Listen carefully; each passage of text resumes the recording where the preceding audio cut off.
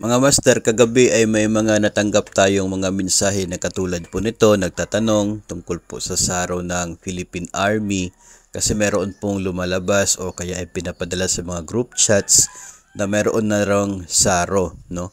Actually, meron talaga, pero yung purpose po niya ay intended po for terminal leave benefits ng mga personnel. So, hindi po yun para sa performance-based bonus or PBB.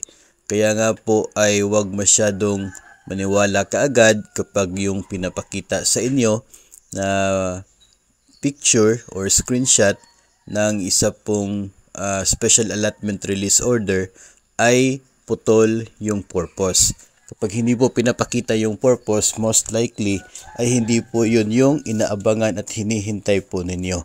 No, karamihan po sa ngayon yung PBB po yung hinihintay, no, gusto pong malaman kung mayroon na silang SARO.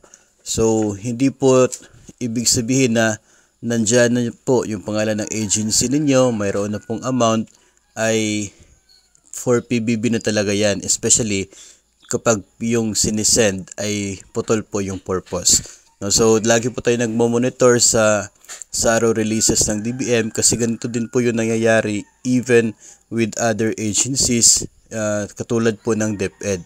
No, yung mga lumalabas na SARO tapos pinuputol po yung purpose para hindi po siya talaga hindi po ninyo ma-check kaagad in one glance na for PBB ba or hindi. So the moment na mayroon pong SARO dito ay atin naman pong ipapaalam sa inyo para updated pa rin kayo at alam niyo na talagang intended na yon for the performance-based bonus.